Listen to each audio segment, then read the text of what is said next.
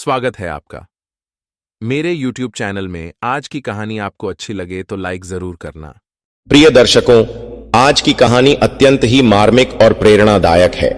यह एक ऐसी सौतेली मां की कहानी है जिसने अपनी मासूम सौतेली बेटी को जंगल में इसलिए छोड़ दिया ताकि जंगली जानवर उसे खा जाएं।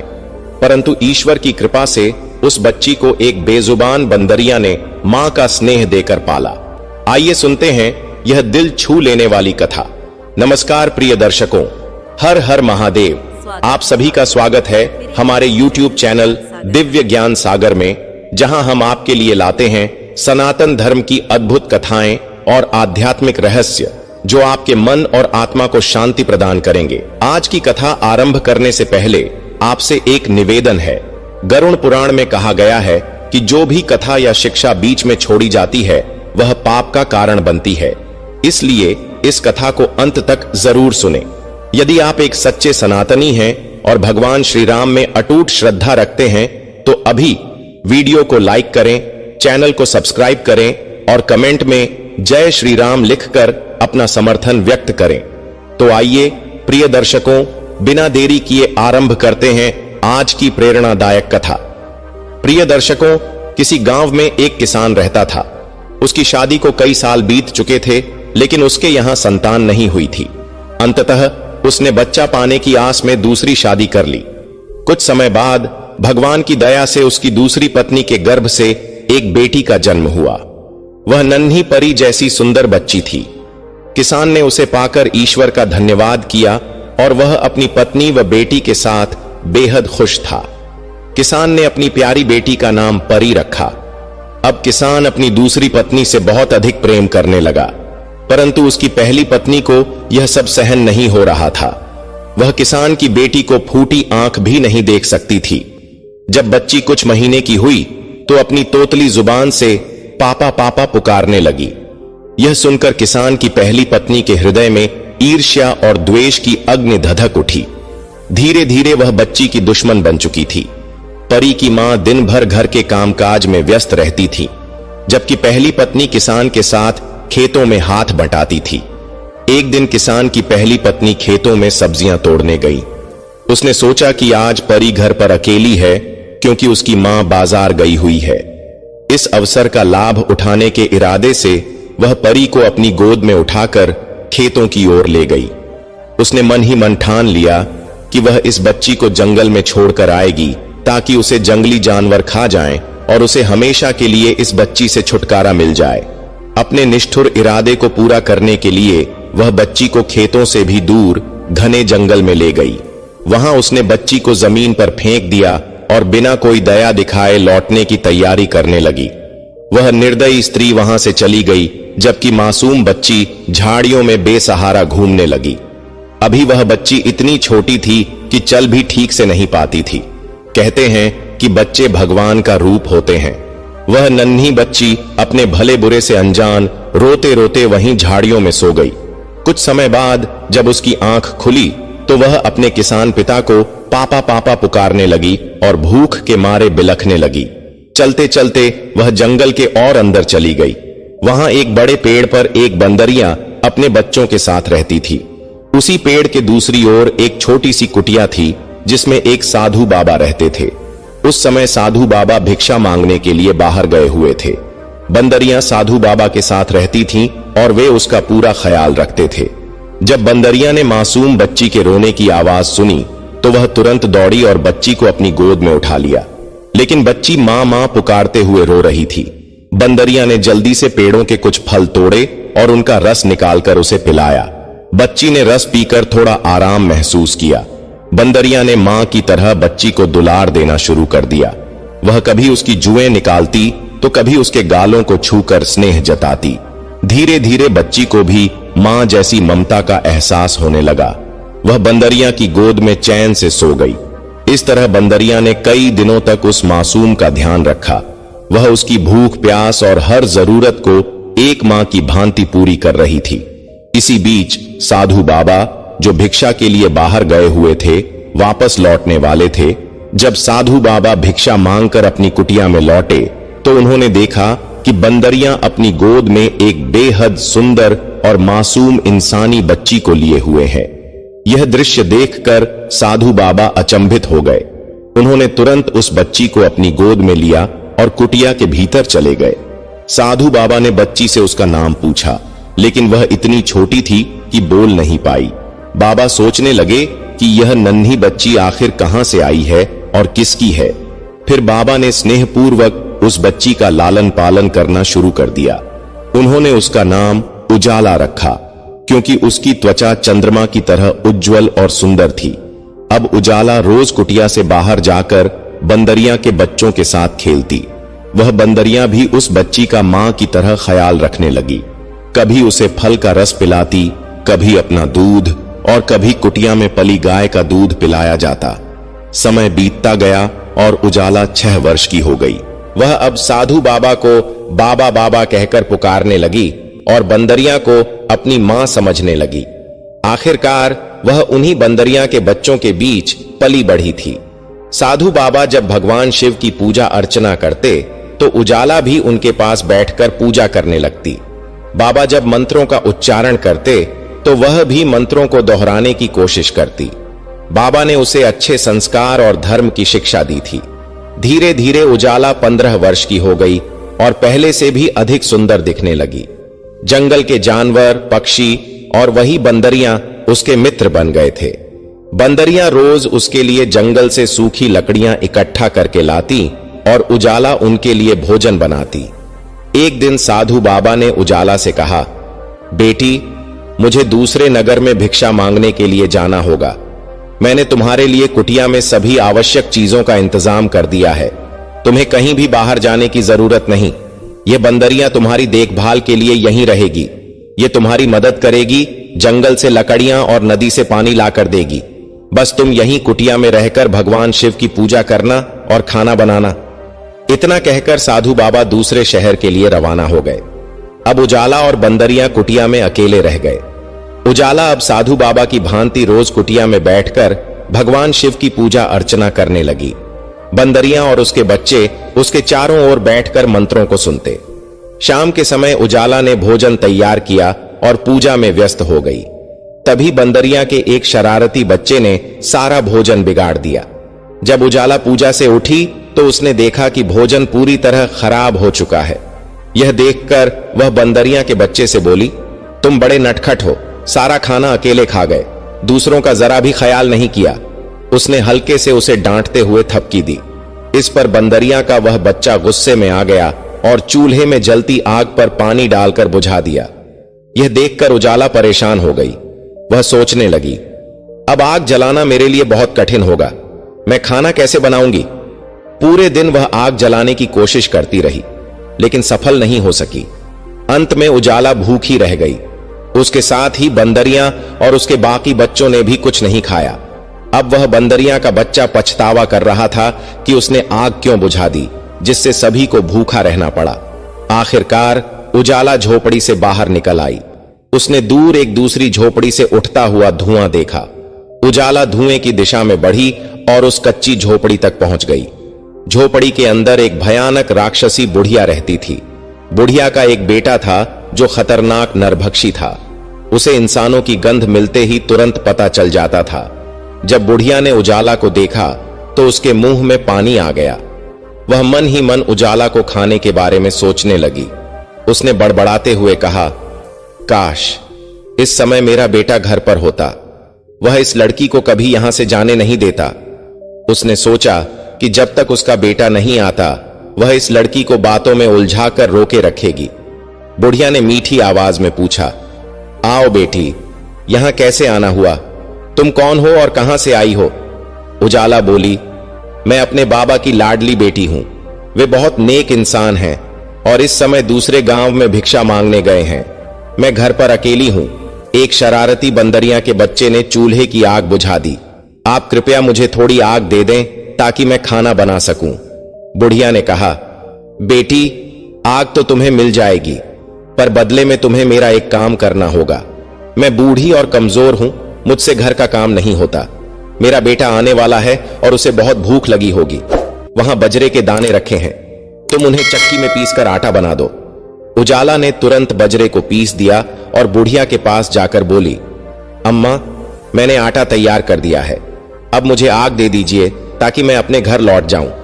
बुढ़िया ने कहा, बेटी, तुम तो बहुत भली हो, लेकिन देखो ना, मेरा घर कितना गंदा हो गया है, मुझसे सफाई नहीं होती। तुम तो जवान और हिम्मती हो, जरा घर की सफाई कर दो। उजाला ने झाड़ू उठाई और झटपट पूरे घर की सफाई कर दी। बुढ़िया बार बार बाहर का रास्ता देख रही थी और मन में सोच रही थी, आखिर मेरा बेटा अभी तक क्यों नहीं आया, आज उसे इतनी देर क्यों हो रही है।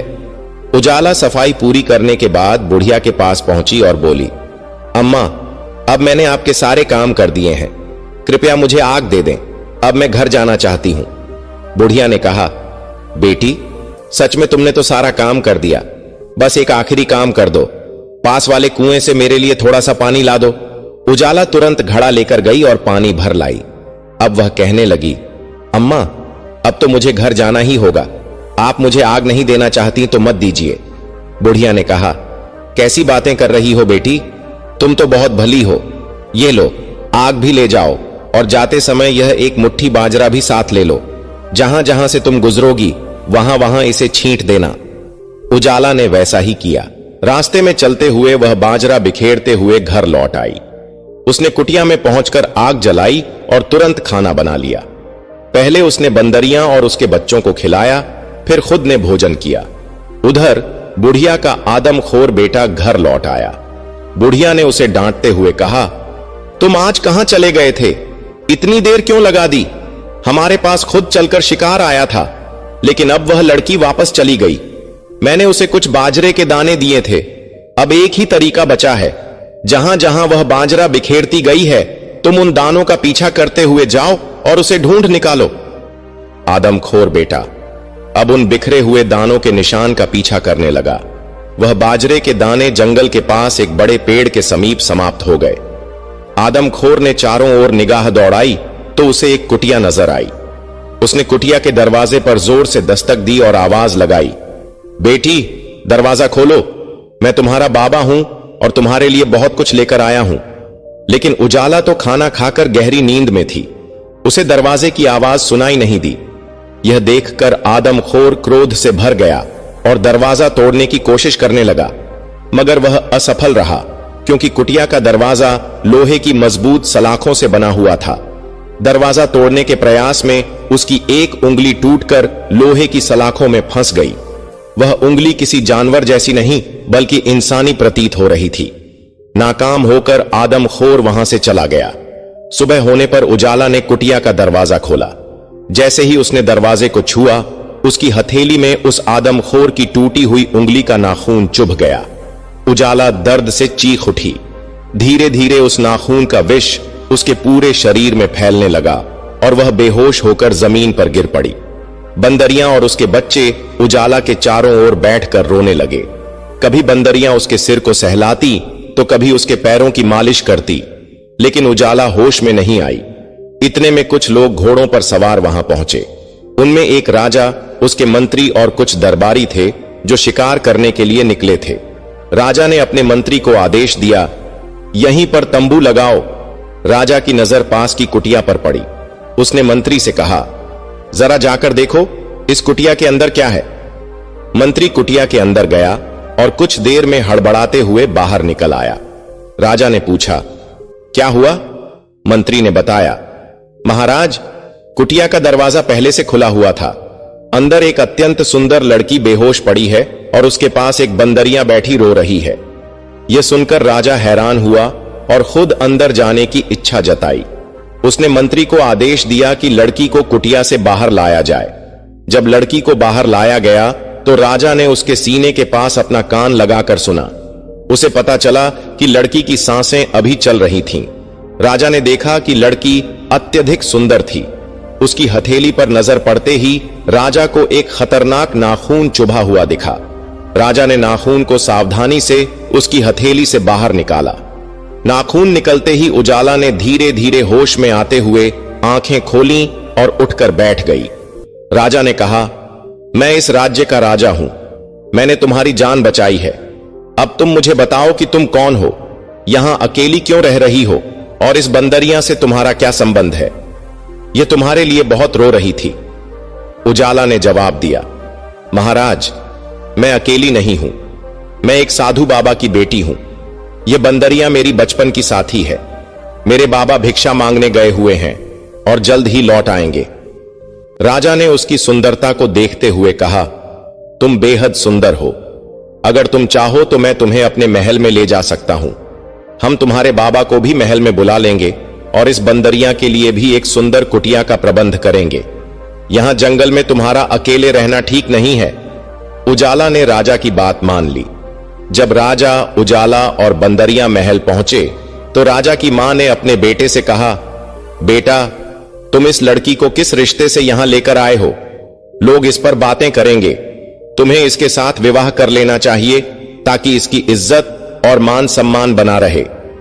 कुछ ही दिनों में राजा और उजाला का विवाह संपन्न हो गया। अब उजाला राजा की रानी बन चुकी थी और अपने नए जीवन में प्रसन्नता से रहने लगी। उस राजा की पहले से भी एक रानी थी, लेकिन अब उसे उजाला से गहरी मोहब्बत हो गई थी। वह उसका खास ख्याल रखने लगा और उसकी सेवा के लिए एक दासी नियुक्त कर दी। वह दासी एक बुजुर्ग महिला थी जो उजाला को अपनी बेटी की तरह स्नेह देती थी। उजाला को भी वह दासी बेहद प्रिय लगती थी। एक दिन वह बुजुर्ग दासी उजाला से बोली, बेटी, अपनी सौतन से जरा सावधान रहना। वह बहुत चालाक है और तुम्हें नुकसान पहुंचा सकती है। उजाला हंसकर कहने लगी, अम्मा, ऐसा मत सोचो। वह मुझे बहन की तरह मानती है। वह भी इस महल की रानी है जैसे मैं हूं। उसे मुझसे ईर्ष्या क्यों होगी? बुजुर्ग दासी ने सिर हिला दिया, लेकिन कुछ नहीं बोली। उजाला अपनी सौतन के साथ अक्सर समय बिताने लगी। वे दोनों आपस में बातें करती, पर सौतन अपनी जलन कभी उजागर नहीं होने देती थी। एक दिन वे दोनों महल के बाहर खड़ी थीं। उजाला के साथ उसकी बंदरियां भी थीं। सौतन ने चापलूसी भरे लहजे में कहा, उजाला, तुम तो बेहद सुंदर हो। अगर तुम गहने पहन लो तो और भी अधिक खूबसूरत दिखोगी। चलो, नदी किनारे चलकर अपनी परछाई में अपनी सुंदरता देखो। उजाला उसकी बातों में आ गई और उसके साथ चलने लगी। तभी बंदरिया ने उजाला का साड़ी का पल्लू खींचकर उसे रोकने की कोशिश की, जैसे चेतावनी दे रही हो कि उसके साथ मत जाओ। लेकिन उजाला को गुस्सा आ गया और उसने बंदरिया को झटकते हुए कहा, क्या बात है, कभी तो मुझे अकेला छोड़ दो। फिर दोनों नदी के किनारे पहुंच गईं। उजाला नदी के पानी में अपनी परछाई देखकर खुश हो रही थी। तभी उसकी सौतन ने अचानक उसे पानी में धक्का दे दिया। उजाला तैरना नहीं जानती थी और डूबने लगी। वह चिल्लाती रही, लेकिन सौतन जल्दी से वहां से भागकर महल में वापस चली गई। जब राजा वापस आया तो उसने उजाला को हर जगह खोजा, लेकिन वह कहीं नहीं मिली। राजा अपनी बड़ी रानी के पास गया और गुस्से में पूछा, मेरी उजाला कहां है? मुझे लगता है तुमने उसे कुछ नुकसान पहुंचाया है। रानी ने नाटकीय अंदाज में कहा, महाराज, मैंने कुछ भी नहीं किया। जरूर इस बंदरिया ने ही उसके साथ कुछ किया होगा, क्योंकि वह हर समय उसके साथ रहती थी। राजा को बंदरिया पर बहुत गुस्सा आया। उसने अपने मंत्री को आदेश दिया कि बंदरिया को जंजीरों में बांधकर एक कमरे में कैद कर दिया जाए। लेकिन राजा को फिर भी चैन नहीं मिला। वह उजाला को ढूंढने के लिए व्याकुल हो गया। उसने खाना पीना छोड़ दिया और खुद को कमरे में बंद कर लिया। एक दिन राजा का गुजर उसी नदी के किनारे से हुआ। उसने देखा कि नदी में एक कमल जैसा बड़ा सुंदर फूल खिला हुआ है। जब उसकी नजर उस फूल पर पड़ी तो उसे उसमें उजाला का चेहरा दिखाई दिया। राजा फूल के पास गया और उससे बातें करने लगा। तुम मुझे मेरी उजाला की याद दिला रहे हो। वह भी तुम्हारी तरह ही कोमल और सुंदर थी। पता नहीं वह अब कहां है।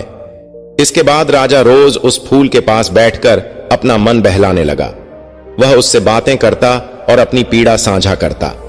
जब बड़ी रानी को इस बात का पता चला तो वह फिर से ईर्ष्या से भर उठी। उसने एक सैनिक को बुलाकर आदेश दिया, जो बड़ा फूल नदी के बीच में उगा है उसे जड़ से काट डालो। सैनिक ने वैसा ही किया। अगले दिन जब राजा नदी किनारे पहुंचा तो उसने देखा कि फूल गायब था। सैनिक ने उसे उखाड़कर दूर फेंक दिया था, लेकिन उसी जगह पर एक सेब का पौधा उग आया था। वह पौधा बहुत सुंदर था और उस पर छोटे छोटे मनमोहक फूल खिले थे। कुछ समय बाद उस पेड़ पर एक बड़ा सा सेब लग गया जो साधारण सेबों से बहुत बड़ा था। उसकी चर्चा दूर दूर तक फैल गई। लोग उसे देखने के लिए आते थे, लेकिन कोई भी उसे तोड़ नहीं सकता था, क्योंकि वह राजा के अधिकार क्षेत्र में था। किसान ने अपनी पहली पत्नी को काफी पहले ही घर से निकाल दिया था। उसने और उसकी दूसरी पत्नी ने अपनी बेटी का नाम परी बड़े प्यार से रखा था, मगर परी के खोने के बाद वे दोनों हर समय उसकी याद में रोते रहते थे। भगवान ने उन्हें एक बेटा भी दिया था, लेकिन परी की कमी उनके दिल से नहीं जाती थी। एक दिन किसान की पत्नी खेतों में काम करने जा रही थी। थकान होने पर उसने सोचा कि पास के पेड़ के नीचे थोड़ा आराम कर ले। उसने अपनी टोकरी एक ओर रख दी और वहां लेट गई। कुछ देर बाद जब उसकी आंख लगी तो पेड़ से एक बड़ा सा सेब टूटकर उसकी टोकरी में गिर पड़ा। जब वह उठी तो सेब को टोकरी में देखकर घबरा गई। वह मन ही मन सोचने लगी, हे भगवान, अब मैं क्या करूं?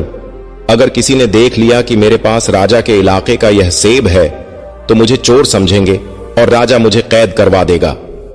फौरन उसने फैसला किया कि वह जल्दी से घर लौट जाएगी। उसने टोकरी को साड़ी के पल्लू से ढक लिया और तेजी से घर आ गई। घर पहुंचते ही उसने अपने पति से कहा, आज मैं आपको कुछ दिखाना चाहती हूं। किसान ने उत्सुकता से पूछा, अच्छा बताओ क्या लाई हो? पत्नी ने पूरी घटना सुनाई और टोकरी से कपड़ा हटाया, लेकिन वहां सेब के बजाय एक नन्ही सी बच्ची बैठी हुई थी। यह देखकर दोनों पति पत्नी खुशी से झूम उठे। किसान की पत्नी ने जल्दी से बच्ची को टोकरी से बाहर निकाला और कहा, यह कितनी प्यारी बच्ची है, मैं इसे जरूर पालूंगी। जैसे ही उन्होंने बच्ची को जमीन पर बैठाया, वह देखते ही देखते एक जवान लड़की में बदल गई। उधर साधु बाबा जब अपनी कुटिया में लौटे तो उन्होंने देखा कि न उजाला थी और न ही बंदरियां। यह देख वह पागलों की तरह अपनी उजाला को ढूंढने के लिए पूरे जंगल में भटकने लगे। उजाला उनकी दुलारी बेटी थी, जिसे उन्होंने बड़े लाड प्यार से पाला था, मगर उन्हें वह कहीं नजर नहीं आई। आखिरकार उजाला की खोज करते करते साधु बाबा राजा के महल तक पहुंच गए। जब राजा ने उन्हें देखा तो वह तुरंत उठ खड़ा हुआ और बोला, बाबा कहिए, मैं आपकी क्या सेवा कर सकता हूं? साधु बाबा ने पूरी घटना सुनाई कि कैसे वह अपनी बेटी को जंगल में बंदरियां की देखभाल में छोड़कर भिक्षा मांगने गए थे, मगर जब लौटे तो उजाला वहां नहीं थी। राजा यह सुनकर चौंक गया, क्योंकि उसे अब समझ आ चुका था कि उसकी पत्नी उजाला दरअसल उसी साधु बाबा की बेटी थी। राजा ने बाबा को पूरी कहानी बताई। यह सुनकर बाबा अचंभित रह गए और बोले, मेरी बेटी उजाला इतनी आसानी से नहीं मर सकती। मैंने उसे शक्तिशाली तंत्र मंत्र और ज्ञान सिखाया था। वह अपनी सुरक्षा खुद कर सकती है। कोई भी दुष्ट ताकत उसे नुकसान नहीं पहुंचा सकती। अगर किसी ने कोशिश भी की तो वह किसी न किसी रूप में जीवित लौटेगी, चाहे इंसान के रूप में या किसी फल के रूप में। जब तक यमराज का आदेश न हो, कोई भी मेरी बेटी की जान नहीं ले सकता। राजा ने बाबा को महल में एक विशेष कक्ष दिया, जहां वे अपनी शक्तियों का उपयोग करके ध्यान लगा सकते थे। साधु बाबा ने ध्यान करते हुए देखा कि बंदरियां कहीं कैद में रो रही है। उन्होंने तुरंत राजा से कहा कि बंदरियां को आजाद करवाया जाए। जैसे ही बंदरियां को रिहा किया गया, वह राजा के कपड़ों को पकड़कर खींचने लगी, मानो कुछ बताना चाहती हो। राजा को गुस्सा आया, मगर बाबा ने उसे शांत करते हुए कहा, यह बेजुबान कुछ महत्वपूर्ण संकेत दे रही है, इसे समझने दो। बंदरियां राजा को खींचती हुई एक किसान के घर के दरवाजे तक ले गई। वहां पास में एक कुआं था, जहां एक लड़की पानी भर रही थी। राजा ने ध्यान से देखा तो वह लड़की उजाला जैसी दिखी। राजा तुरंत लड़की के पास गया, लेकिन तब तक वह घर के अंदर जा चुकी थी। राजा के पास खड़ी बंदरियां किसान के दरवाजे को जोर जोर से पीटने लगी। थोड़ी देर में किसान की पत्नी बाहर आई और दरवाजा खोलते ही चौंक कर बोली, महाराज राम राम, आप यहां हम जैसे गरीबों के घर में कैसे? राजा ने कहा, अभी अभी जो लड़की अंदर गई है वह मेरी पत्नी है। किसान की पत्नी आश्चर्य में बोली, महाराज आप कैसी बातें कर रहे हैं? वह मेरी बेटी है, आपकी रानी कैसे हो सकती है? राजा निराश होकर लौटने ही वाला था कि बंदरियां अचानक घर के अंदर भाग गई। उसने अंदर जाकर देखा कि उजाला एक कमरे में बैठी थी। उजाला ने तुरंत बंदरियां को पहचान लिया और उसे गले लगाकर फूट फूट कर रोने लगी। फिर उसने किसान की पत्नी को, जिसे वह अपनी मां समझने लगी थी, पूरी कहानी बताई। मेरी असली मां घर का कामकाज करती थी और मेरी सौतेली मां खेतों में काम करती थी। एक दिन मेरी सौतेली मां मुझे जंगल में ले जाकर फेंक आई और पलटकर भी नहीं देखा। मैं रोती बिलखती भूखी प्यासी जंगल में भटकती रही। तभी इस बंदरिया ने मुझे बचाया और मां की तरह मुझे पाला। यह मुझे फलों का रस निकालकर पिलाती थी। जब कभी मेरी भूख बहुत ज्यादा बढ़ जाती तो यह अपना दूध तक पिलाकर मेरा पेट भरती थी। इसके बाद एक साधु बाबा, जिनके चेहरे पर दिव्य तेज था, मुझे जंगल में मिले। वे मुझे अपनी कुटिया में ले गए और पिता की तरह मेरा पालन पोषण करने लगे। यह बंदरियां भी उन्हीं बाबा की थी। बाबा ने मुझे बड़े लाड प्यार से रखा। अब वह बाबा मुझे जरूर ढूंढ रहे होंगे।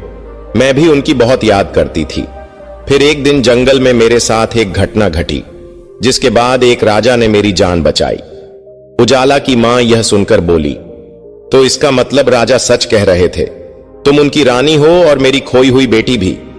किसान की पत्नी ने उजाला को गले से लगाकर खूब आंसू बहाए। फिर उसने पूछा, बेटी, क्या अब तुम महल लौटना चाहती हो? उजाला बोली, अम्मा, अगर राजा को यह पता चल गया कि मैं एक साधारण किसान की बेटी हूं, तो क्या वह मुझे अपनी रानी के रूप में स्वीकार करेंगे? इतनी ही देर में दरवाजे पर फिर से दस्तक हुई। दरवाजा खोलने पर साधु बाबा और राजा दोनों वहां खड़े थे। उजाला की नजर जैसे ही साधु बाबा पर पड़ी, वह दौड़कर उनके सीने से लग गई और रोते हुए बोली, बाबा, मुझे आपकी बहुत याद आती थी। मैं आपके बिना नहीं रह सकती। साधु बाबा ने उसके सिर पर हाथ फेरते हुए कहा, बेटियां अपने ससुराल में ही शोभा देती हैं। देखो, तुम्हारा पति तुम्हें लेने आया है। राजा उजाला के पास आया और बोला, मेरी प्रिय रानी, आखिरकार मैंने तुम्हें तुम्हारी लाडली बंदरिया के जरिए ढूंढ ही लिया। उजाला यह सुनकर बहुत प्रसन्न हुई। राजा उसे लेकर तुरंत महल लौट आया।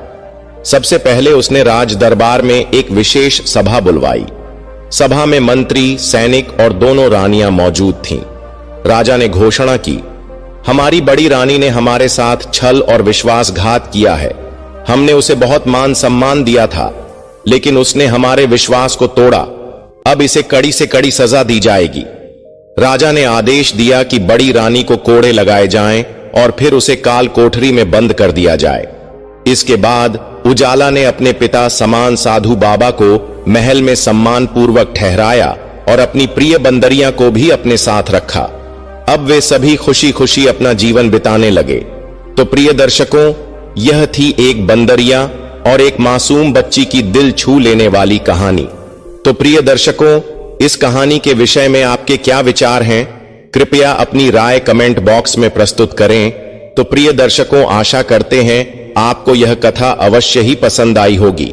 अगर आपको यह कथा पसंद आई है तो इस वीडियो को लाइक करिए, और अगर आप सभी लोग हमारे चैनल पर नए हैं तो हमारे चैनल दिव्य ज्ञान सागर को अवश्य सब्सक्राइब करें। साथ ही इस वीडियो को ज्यादा से ज्यादा लोगों में शेयर करें, ताकि उन्हें भी इस विषय में पता चल सके।